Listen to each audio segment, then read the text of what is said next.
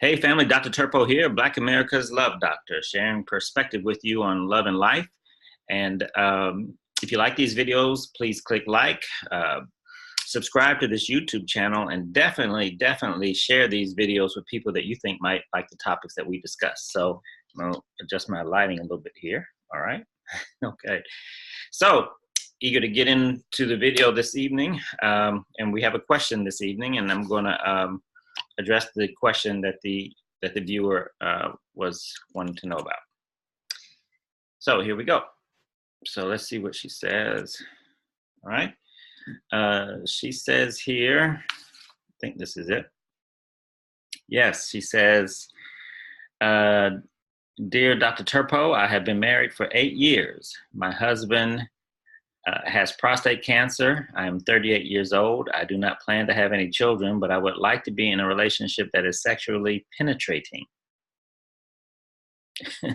We have talked with his doctors, but it has been almost 3 years since we've had sex. 3 years, wow. This has made our marriage very hard to hang in there. I'm ready to leave, just don't know how to tell him. You are in a predicament. Any suggestions? So your husband is too sick to give you sex. All right, so let's talk about this. First of all, I just want to say that I'm very sorry for your predicament, for your problem that you and your husband are facing right now. And I want to say that it is quite admirable that you have been surviving without sex during this period of your marriage. You know, it's interesting because all of us, if you think about it, all of us at some point in our lives, if we live long enough, we will become, to a degree, disabled, if we live long enough, to be able to perform certain physical acts. And one of those physical acts that we will eventually become disabled doing will be the sexual act for a lot of us. So when we get to that point in our lives, when we get to that point in our marriage, that is a good time, and a good time to have somebody who will be with us, as they say, through sickness and in health. Okay, not just in health, but in sickness as well. So I hope my wife will be with me if and when I get to the point where I'm disabled and not able to perform certain physical feats, shall we say. And I definitely would not leave her if she got to the point where she's disabled, to the point where she's not able to perform certain physical acts, shall we say. So, however, you do have valid needs. Your needs are valid, and they need to be addressed. So I'm not discounting your needs, because they are real, and they do need to be addressed. So, you know, oftentimes in life, the marriage commitment requires sacrifice. And for some of us, that sacrifice comes sooner than later. For you, that time is now. And so unfortunately, your time has come sooner than expected at 38. So if the love is there, you and your husband, you all need to adjust. Your life has changed. His life definitely has changed, and your marriage has changed. And so it is time for that you all make an adjustment to your marriage. So, and so what are the things you can do? You can explore. One thing you can do is explore other ways to sexually pleasure each other. You know, there are some things that you can do. I don't think I really have to spell things out for you on this video, but you can visit a novelty store is one thing that you can do, and explore some things, some new ways. And if you visit one of these stores, it might open up a whole new world for you to be able to explore sexually in your relationship with each other.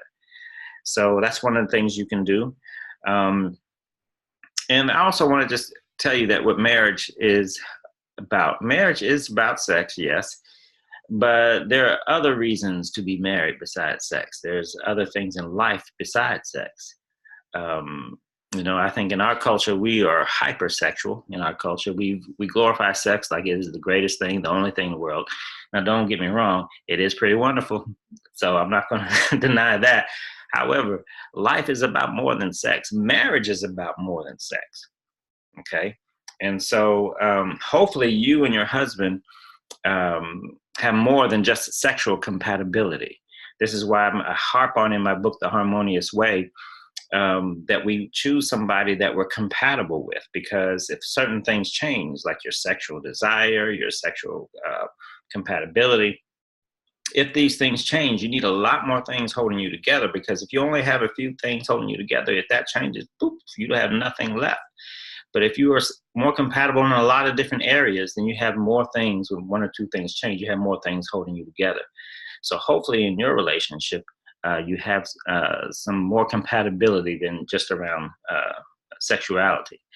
If not, when the sex dies down, not just for you, but anybody, if that's the only reason that you're with your partner is for sexual compatibility, when that thing takes a dive, when that thing dies down, you won't have anything left in your marriage. So hopefully your relationship has other things going for it besides sex. And I want to encourage people to understand that marriage is not just about sex. All right. So now, if your marriage is wonderful besides the sex, then don't throw the baby out with the bathwater. Okay. You all need to really sit down. You need to sit down and have an honest, as they say, come to Jesus, heart to heart, honest talk about what are we going to do here, because you have needs. You need to explore different things with each other. Come to maybe just come to some other alternative solutions that way that you all could still be married, have a commitment to each other, but still work on getting both of you getting your sexual needs met. I'll leave that to you all to come up with your agreement. Your agreement is for the two of you. Nobody else can tell you what's right or wrong in that. If it's acceptable to both of you, then that's all that matters. So I just want to leave that with you. Talk about your needs. Come up with alternative solutions that are agreeable to both of you. And however, if sex, I'm going to leave you with this, and that is that if sex was the only thing good about your relationship, to be honest with you, then it sounds like that both of you deserve better partners. Harmonious wishes.